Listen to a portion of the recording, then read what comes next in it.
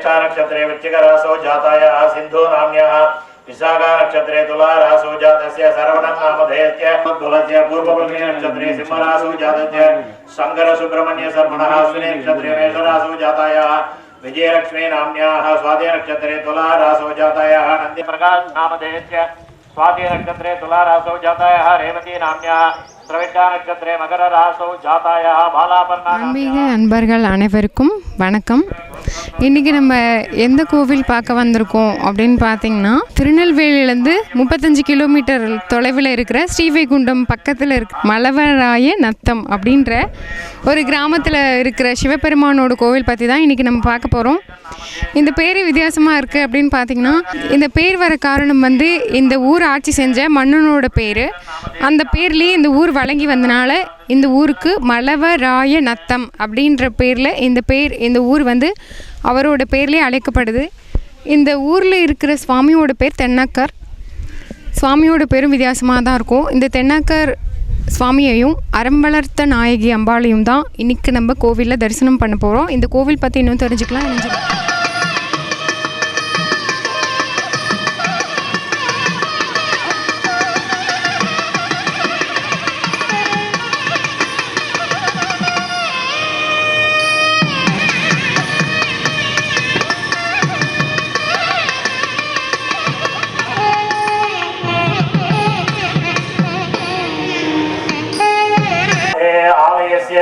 शीघ्रमेव महाकुंभाभिषेक आगमन प्राप्ति सिद्ध्यर्थम सर्वेषां जनानां समस्तदं मंगल प्राप्ति सिद्ध्यते सिद्ध्यर्थम अन्योन्यतया सकल कार्याणि संपूर्णतया फल प्राप्ति सिद्ध्यर्थम यथाशक्ति ध्यान आवाहनादि राजके तत्वायामि ब्रह्मण वन्दमान तदा तेजमानो अभिर्भि अहेडमानो वर्णः बौद्धिर्जगम समानाय प्रमोदे समर्पयामि गणानात्वा गणपतिं मवामहे कविं कवीनापमक्रवत्तमम् ज्येष्ठराज ब्रह्मणां ब्रह्मणस्पदान शृण्वन्नोदिवेति साधनं तन्नो वाणी प्रचोदयात् वेदात्मनाय विद्महे हिरण्यगर्भाय धीमहि तन्नो ब्रह्म प्रचोदयात् यस्मिन् कुम्भे वाणी ब्रह्माणं ध्यायामि नित्यास्तेन चरास्तव सुब्रह्मण्यं वल्ली देवसरे सुब्रह्मण्य स्वामिनं ध्यायामि आवाहयामि तन्नो देवी रवट्टे आपो भवन्तु वेदश्रेमहे प्रतितन्नो जुडो पतन्न येदि दिपदे संजदुत्पदे अनुग्रहाय विद्महे भूमि पुत्राय धीमहि तन्नो वास्तु प्रचोदयात्. நம்ம வந்திருக்க இந்த சிவஸ்தலத்தில் இருக்கிற சுவாமியோட பேர் வந்து தென்னக்கர். இந்த தென்னக்கர் நக்கர் அப்படின்ற எழுத்தோட அர்த்தம் வந்து, இந்த பேரோட அர்த்தம் என்னன்னு கேட்டிங்கன்னா, நக்கர் அப்படின்றா சிரித்தல் அப்படின்னு அர்த்தம். சிரித்தல் அப்படின்னா சிரிப்பு, நம்ம சிரிக்கிறோம் இல்லையா, அந்த மாதிரி. இந்த சுவாமியோட திருநாமம் வந்து தென்னக்கர். அப்போது நக்கர்னா சிரித்தல். இந்த சுவாமி வந்து சிரிச்ச முகத்தோடு வந்து அருள்பாலிக்கிறார் அப்படிங்கிறதுக்கு பேரை தான் இந்த திருநாமத்தோட அர்த்தம். தென்னக்கர் அப்படின்ற திருநாமத்தோட இங்கே உள்ள சிவபெருமான் வந்து சிரிச்ச முகத்தோடு இங்கே வர பக்தர்களுக்கு அருள் புரிகிறாரு அப்படின்னு சொல்லி இந்த சுவாமியோட பேருக்கு ஒரு அர்த்தம் உண்டு. அதே போல் தான் இந்த சுவாமியும் வந்து சிரிச்ச முகத்தோடு சாந்த ரூபமாக அமர்ந்து அருள் தரது போல் காட்சியில் இருக்குது. இங்கே பார்க்கும்போது நமக்கு பக்கத்தில் நுழையும் போது கருவறைக்கு முன்னாடி ஒரு விநாயகரும், சுவாமிக்கு இடது பக்கம் வந்து வள்ளி தேவசேனாவோட முருகரும், உள்ள சன்னதிகள்லேயே சுற்றுப்பிரகார சன்னதிகள் எதுவும் இல்லை. இந்த கோவிலுக்குள்ளே இருக்கிற சன்னதிகள்லேயே சனீஸ்வரர், தக்ஷணாமூர்த்தி, சண்டிகேஸ்வரர், நாகர், காலபைரவர், ஒரு சன்னதிக்குள்ளேயே சிவனோட சன்னதிக்குள்ளேயே வந்து இத்தனை சுவாமிகளும் இருக்காங்க. சுவாமி விட்டு வெளியே போனதுக்கப்புறம் சுவாமிக்கு இடதுபுறத்தில் வந்து அறம்பளர்த்த நாயகின்ற பேரில் அம்பாள் வந்து தரிசனம் தராங்க. இந்த சுவாமியும் அம்பாளையும் நவலிங்க தலம் அப்படின்னு வந்துட்டு இந்த ஊரில் சொல்கிறாங்க. இந்த நவலிங்க ஸ்தலத்தோட விரிவாக்கம் என்ன அப்படின்னு நம்ம பார்க்கலாம். இந்த தென்னக்கர் சிவபெருமான் அறம்பளர்த்த நாயகியோட பெருமைகளை பற்றி சொல்கிறதுக்கு சிவனடியார் ஒருத்தர் இணைஞ்சிருக்காங்க. கேட்டு தெரிஞ்சுப்போம். என் பெயர் முருகப்பெருமாள். நான் ரெவன்யூவில் ஒர்க் பண்ணிவிட்டு ரிட்டையர்டாக இங்கே மலவராயணத்தில் இருக்கேன். இது பெரிய விசேஷமான கோயில். இது தென்னக்கர், நடுநக்கர், வடநக்கர், இது 3 ஆலயங்கள் சேர்ந்தது. இது மலவராயணத்தம், வேலூர் மலவராயணத்தம். இது பேர் வேலூர் மலவராயணத்தம். வெள்ளூர்னு அந்த அடுத்தல ஒரு ஊர் இருக்குது, ஸ்ரீவைகுண்டத்தில் இருக்குது. இது வந்து தென்னக்கர், நடுநக்கர் வந்து வெள்ளூர், வடநக்கர் வந்து ஸ்ரீவைகுண்டத்தில் சிவன் ஆலயம். இது பிரசித்தி பெற்ற ஆலயம், ரொம்ப ஆனந்தமாக உள்ள ஆலயம். இதெல்லாம் வந்து பழுதடைஞ்சு காரணத்தினால மக்கள்லாம் வர்றது குறைஞ்சிருக்கு. இப்போ ஓரளவு மக்கள் அடியாருக்கெல்லாம் வந்து சேவை செஞ்சுக்கிட்டு ஒரு நல்ல முறையாக வச்சுருக்கான். இது ரொம்ப விசேஷமாக உள்ள ஆலயம். உள்ள ஒவ்வொரு விக்கிரகங்களும் பார்த்தீங்கன்னாலும் ரொம்ப விசேஷமாக ஒவ்வொருத்தருக்கும் சொன்னதெல்லாம் செய்யக்கூடிய சிவலிங்கம். இதில் எந்த அளவுக்கு கூட்டம் வருது, நீங்கள் எந்த அளவுக்கு தொண்டு செய்கிறீங்க? இங்கே எப்பொழுதுமே நாங்கள் காலையிலையும் சாயந்தரம் வந்து இங்கே தூத்து பிறக்க போகிறோம். இங்கே உள்ள பணியெல்லாம் செஞ்சுக்கிட்டு இருக்கேன். நம்ம எப்போவுமே காலையிலையும் வந்துடுவோம், பாத்திரங்கள்லாம் விலகி போட்டுட்டு அப்படி போய்கிட்டு இருப்போம். எப்படியும் சிவனாலயத்துக்கு தொண்டு செய்கிற பிரதோஷம் மற்ற நேரம் எப்போ கூட்டம் வருது? பிரதோஷ காலங்களில் அதிகமாக வருவாங்க கூட்டங்கள். பக்கத்தில் உள்ளவங்க எல்லோரும் வருவாங்க, பக்கத்தில் உள்ள ஆட்கள் எல்லோரும் வருவாங்க. இது சிவாலயங்களில் இது முக்கியமான ஆலயம். தென்னக்கர் சுவாமிகளுடைய ஆலயத்திலேருந்து பரிகாரங்கள் வந்து ஏகப்பட்ட நோய்கள் மற்ற பரிகாரங்கள்லாம் இங்கே வந்து செஞ்சால் ரொம்ப விசேஷமாக நல்லது திருமணம் ஆவதவர்களுக்குமே இங்கே வந்தால் திருமணம் ஆகுது. ஏகப்பட்ட நன்மைகளையும் செய்யக்கூடிய சிவாலயம் இது. இந்த தென்னக்கர் சிவாலயம் வந்து தென்னக்கர், நடுநக்கர், வடநக்கர் அப்படின்னு சொல்லிட்டு 3 சிவாலயங்கள் வந்து பிரதானமாக உள்ளது. நவலிங்கபுரம் அப்படின்ற இந்த 9 சிவாலயங்களுக்கு பிரதானமாக ஒரு சிவாலயமாக இந்த சிவாலயம் விளங்குது. இந்த சிவாலயம் வந்து 2500 ஆண்டுகள் பழமையான ஒரு சிவாலயம்.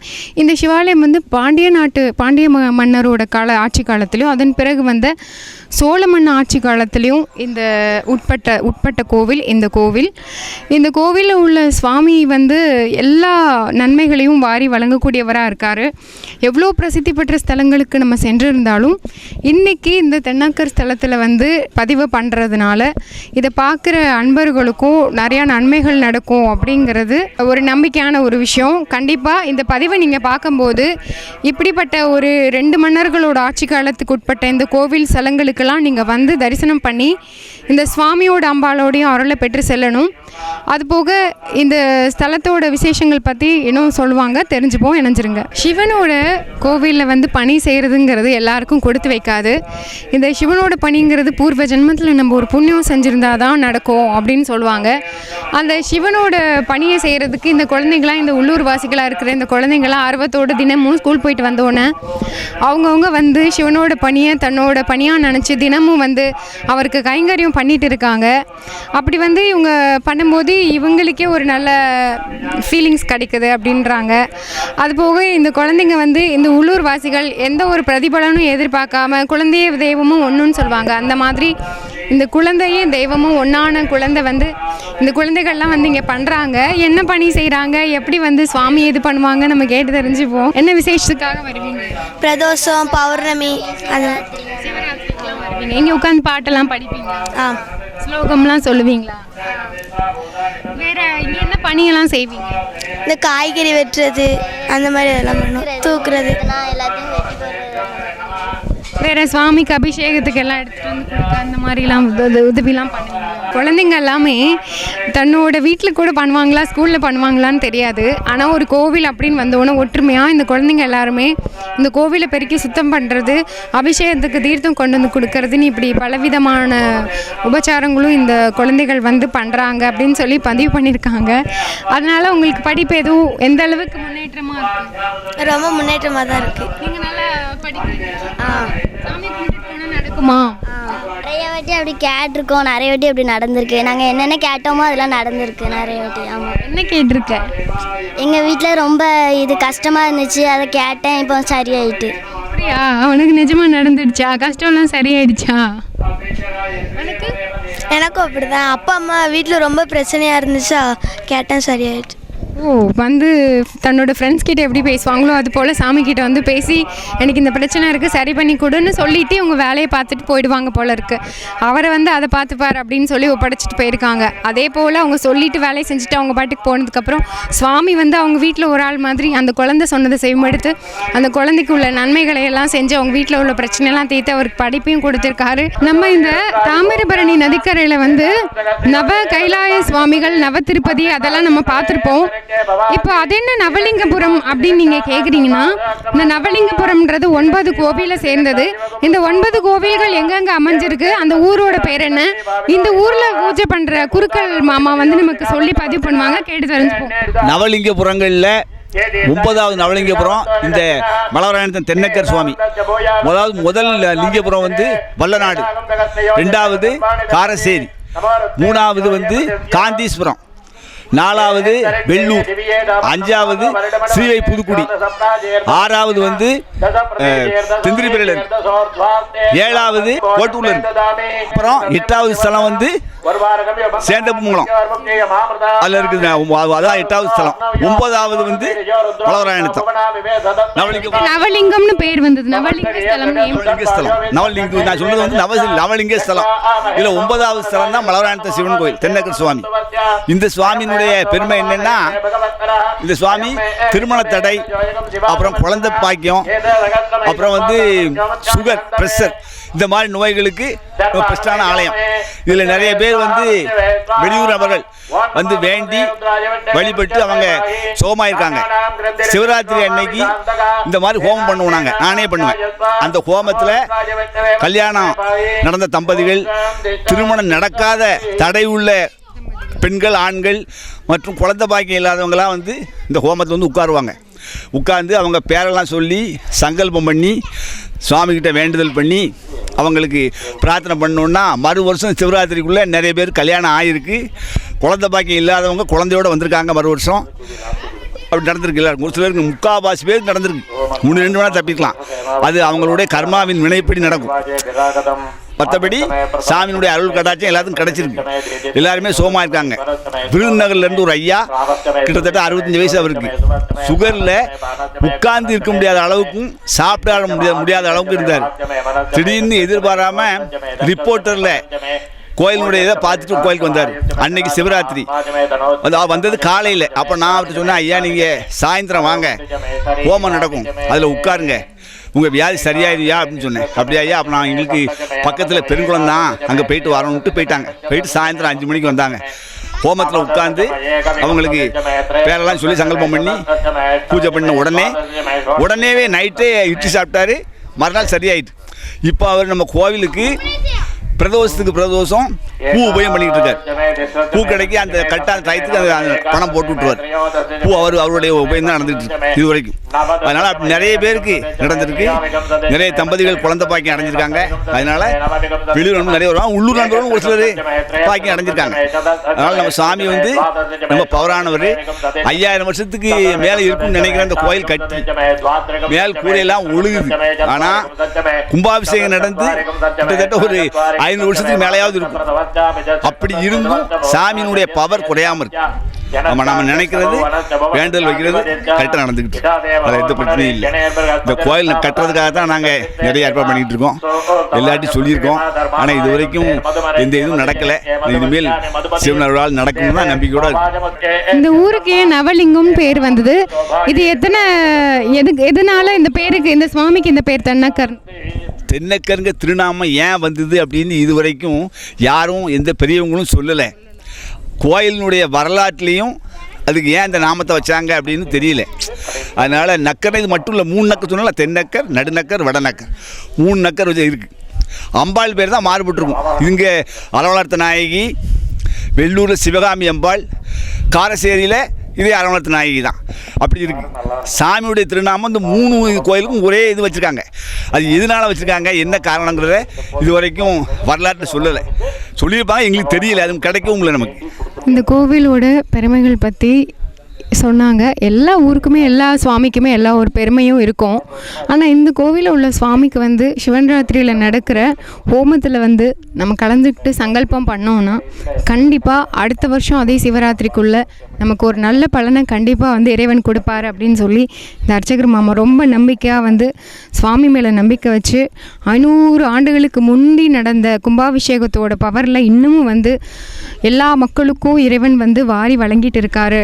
அவரோட சக்தி அப்படிங்கிறது வந்து இன்னமும் குறையாமல் அது அப்படியே பிரத்யட்சமாக சிவபெருமான் வந்து இங்கேருந்து இந்த தென்னக்கர்ன்ற பேரில் சுவாமி வந்து அருள் பாலிச்சு அனைவருக்கும் எல்லா நலன்களையும் கொடுத்துட்ருக்காரு அப்படின்னு சொல்லி இந்த அர்ச்சகர் மாமா பதிவு பண்ணியிருக்காங்க.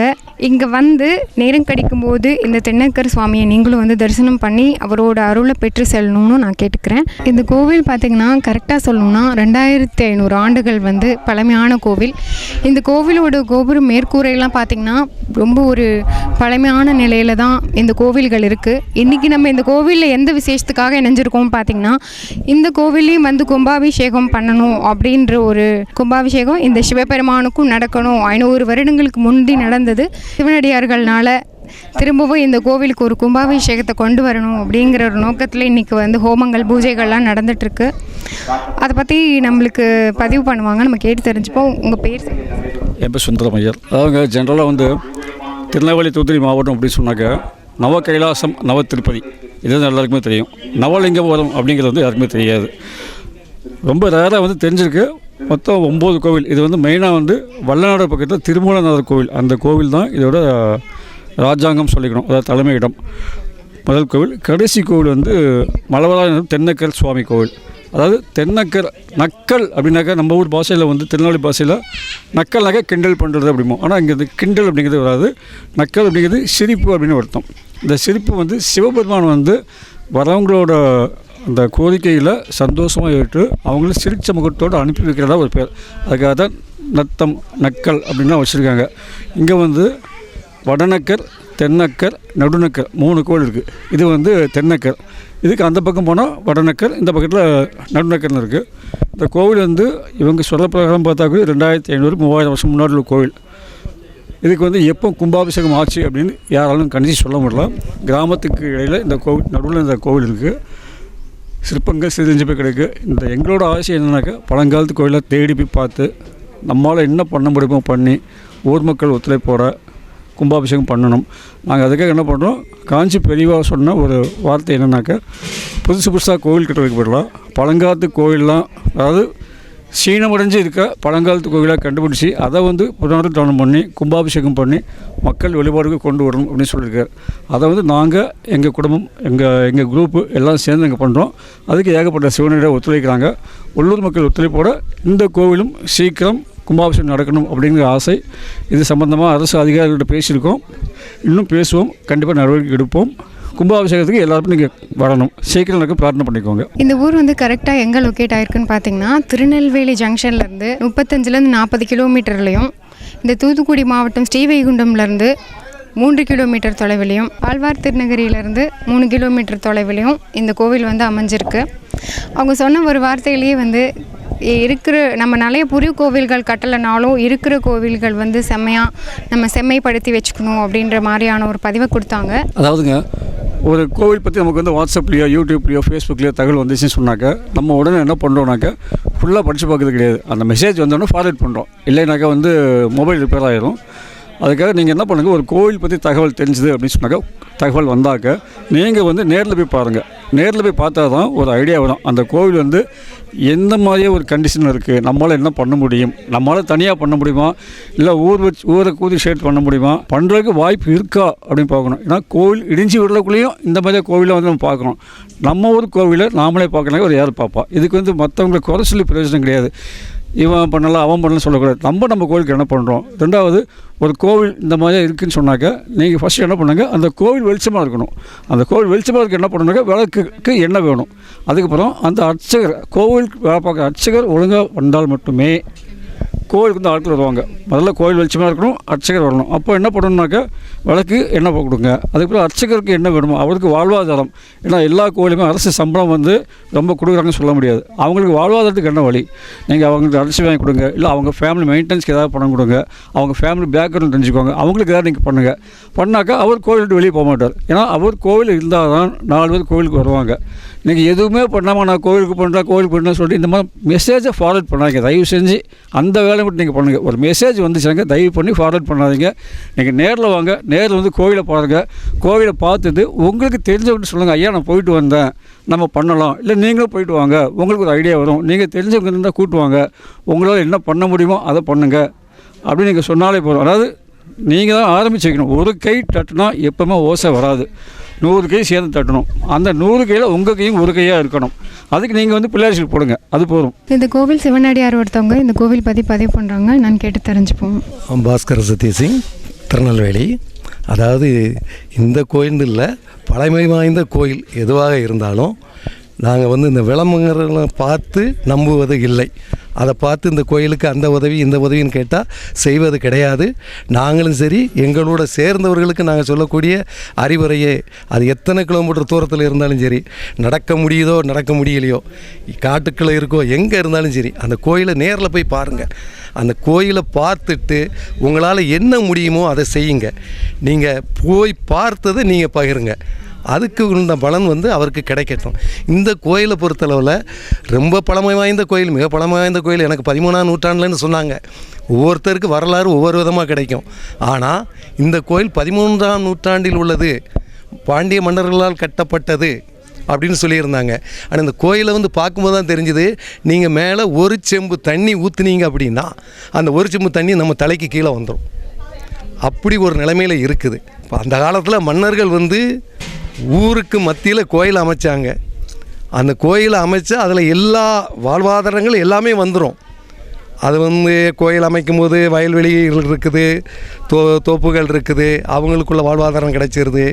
அதுக்கு பிறகு அந்த நம்ம மக்களை காப்பாற்றுறதுக்கும் தன்னுடைய ராஜ்யத்தை காப்பாற்றுறதுக்கும் ஒரு கோட்டை, அந்த கோட்டையில் காவல் தெய்வங்கள், இப்படி பல ஆயிரம் ஆண்டுகளுக்கு முன்பு திட்டமிட்டு கட்டப்பட்டதுகள். இன்றைக்கி நவீன விஞ்ஞான உலகத்தில் எப்படி வேணாலும் கட்டலாம். ஆனால் அந்த காலத்தில் திட்டமிட்டு கட்டப்பட்ட கோயில்கள் ரொம்ப சிறப்பு வாய்ந்தது. நீங்கள் எந்த ஸ்தலத்துக்கு போனாலும் உங்களுக்கு அந்த ஒரு வைப்ரேஷன் தெரியும். இந்த கோயிலுக்கு வந்தால் இந்த இது நடக்கும், இது நடக்காது, அதுங்க உங்களுக்கு தெரியும். நல்லா நீங்கள் உங்களுக்கு தெரிஞ்சதை மக்கள்கிட்ட ஷேர் பண்ணுங்கள். இந்த கோயிலை பொறுத்தளவில் நான் வரும்போது இந்த கோவிலுக்கு சென்றவர்கள் ஓரிருவர் சுகர் பேஷண்டாக வந்தாங்க, இப்போ நல்லா இருக்கும்னு சொன்னாங்க. அது எந்த அளவு உண்மைன்னு என்கிட்ட கேட்காதீங்க, சொன்னாங்க. நாங்களும் அதை சொல்லியிருக்கிறோம். பாருங்கள் இந்த கோயிலில் எந்த அளவுக்கு உங்களுக்கு தேக நலம் கிடைக்குது என்பதை நீங்கள் பகிருங்க.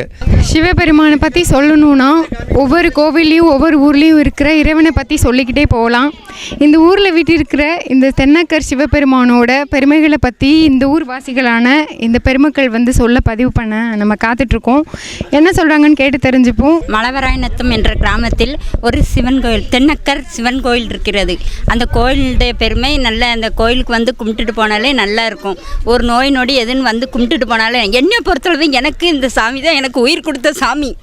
அதனால் இந்த சாமியை கும்பிட்டால் நல்லா இருக்கும். மக்கள் இதை விட நிறைய கும்பிட்டால் நல்லா இருக்கும். இந்த கோவிலுக்கு நான் மட்டும் கும்பிட்டா இல்லை, எல்லாருக்குமே ஒரு ரோக நிவர்த்தி தர ஒரு ஸ்தலம் அப்படின்னு சொல்லி அந்த அம்மை பதிவு பண்ணியிருக்காங்க. அடுத்தவங்க என்ன சொல்கிறாங்கன்னு கேட்டு தெரிஞ்சுப்போம். பல வருஷமாக எனக்கு ஊரில் இருந்துருந்து நிறைய டாக்டர்கிட்டலாம் ட்ரீட்மெண்ட் எடுத்து கேட்கல. இங்கே 2 வாரத்துலேயே இந்த ஊரில் போய்ட்டு நான் 5 வாரம் தான் கும்பிட்ருக்கேன். 7 வாரம் கும்பிட சொன்னாங்க. நான் 5 வாரம் தான் கும்பிட்டா எனக்கு ஊரில் போய்ட்டு நல்லா ஆகிட்டு. எந்த ஊருக்காரங்க நீங்கள்? இந்த ஊர் தான், மணாரநத்தம் தான். அப்போ இத்தனை கும்பிடாம இருந்தீங்க? 5 வாரம் தான் விடுவேன். இல்லை, வாரம் வருவேன். நான் டாக்டர்கிட்ட காமிச்சேன். இந்த ஊரில் பற்றி நினச்சி கும்பிடலை. இங்கே கும்பிட்டது எனக்கு நல்ல குணமாயிட்டு. எனக்கு நல்லா அது அவங்களுக்கு ரோகத்தில் ஏதோ ஒரு அரிப்பு பிரச்சனைகள் இருந்திருக்கு. அந்த பிரச்சனையை இங்கே உள்ள சுவாமி கிட்ட சொல்லி வேண்டுதல் வச்சு கும்பிட்டுட்டு போயிருக்காங்க.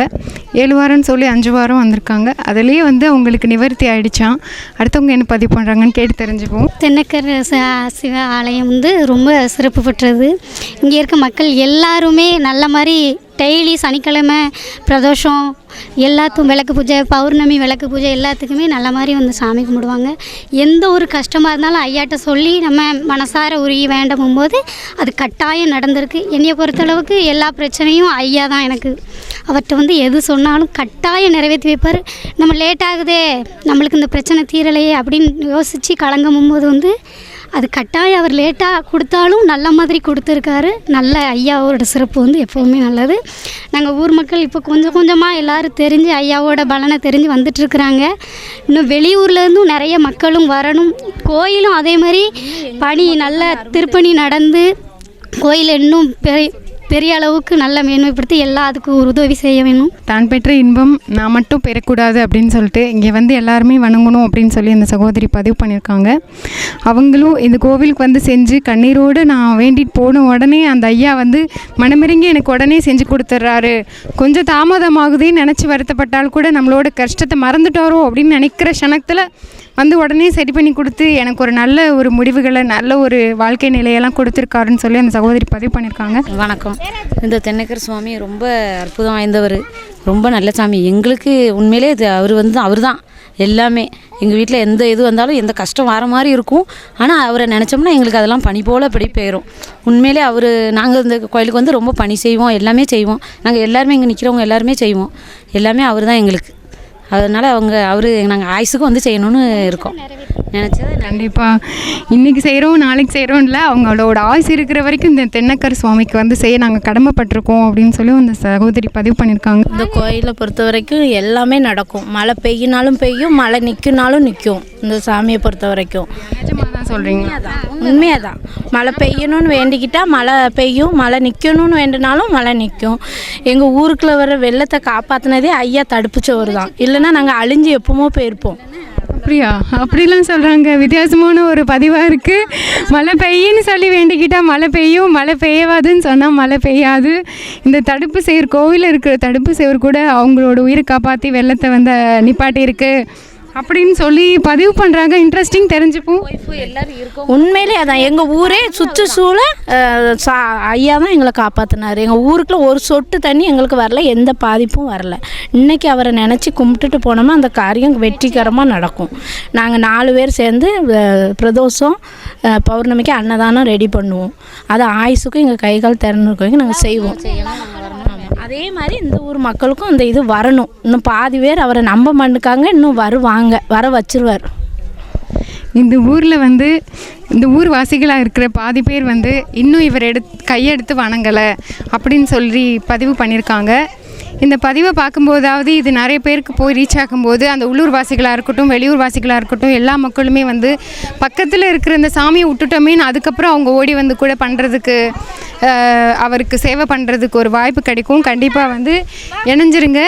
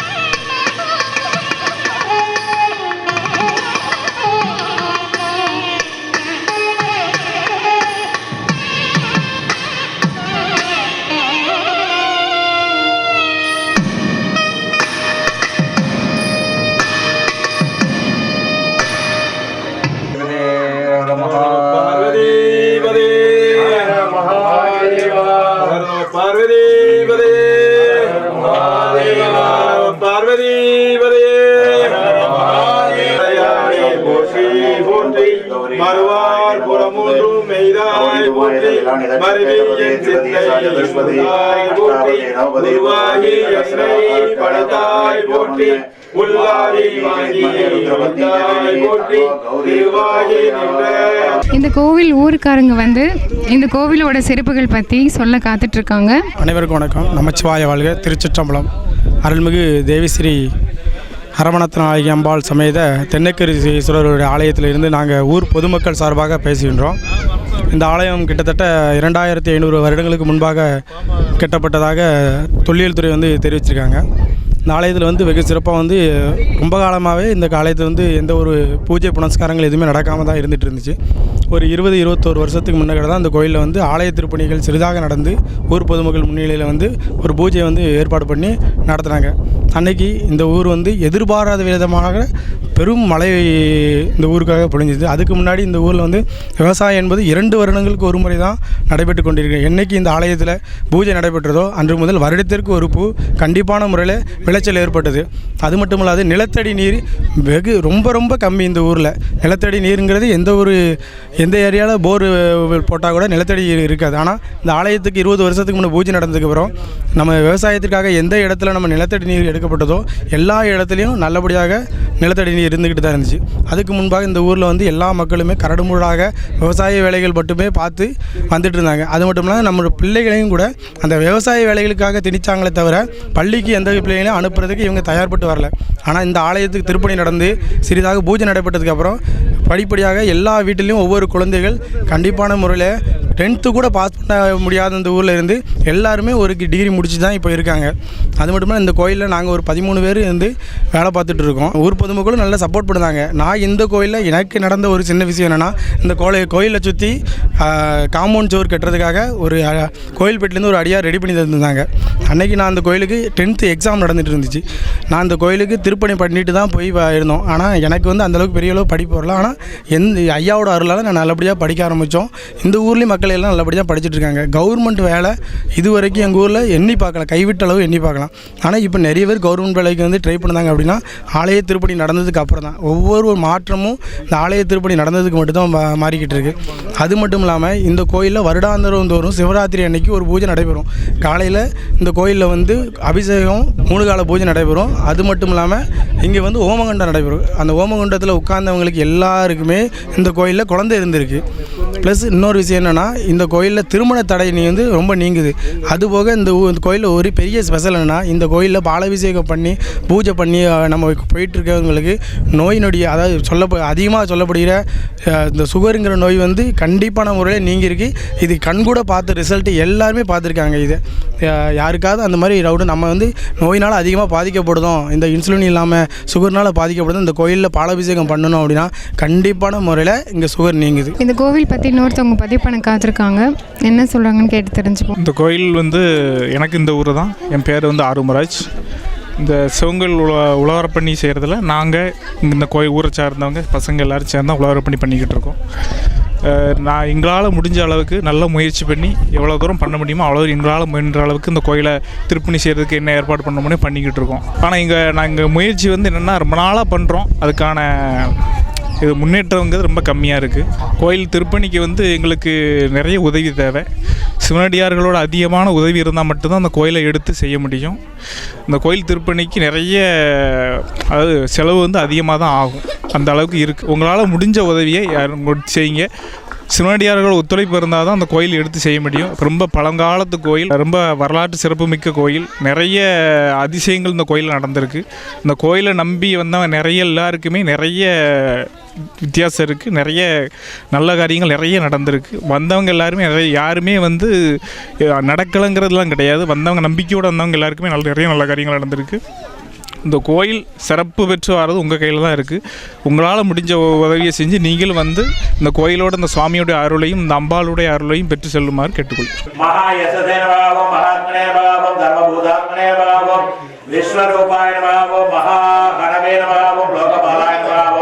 अंतर्हितात्मने नमः ओम प्रसादाय नमः ओम हय गर्दमाय नमः ओम अविद्याय नमः ओम मगधे नमः ओम नियमाय नमः ओम नियमाय नमः ओम जगत्ताकाय नमः ओम विशालाकाय नमः நட்சத்திர சாதகாய நமः ஓம் தாவராந்தர பீஜாய நமः ஓம் பீஜாய நமः ஓம் சாம்பவே நமः ஓம் மகாகௌரி நமः ஓம் நானாவித பரமபுருஷாய சமர்ப்பயாமி. நம்ம இன்னைக்கு இந்த தென்னக்கர் அப்படின்ற சிவாலயத்தில் இருக்கிற சிவபெருமானையும் அங்கே இருக்கிற மற்ற சிலரூப தரிசனங்களையும் பார்த்து இந்த கிராமத்து குக்கிராமமாக இருக்குது. இந்த கிராமத்தில் உள்ள கிராம மக்களோட பதிவுகள் எல்லாத்தையுமே நம்ம பார்த்து தெரிஞ்சுக்கிட்டோம். இந்த ஹோமம் வந்து கும்பாபிஷேகத்துக்காக நடைபெறுற ஹோமம், நடைபெறுற பூஜை.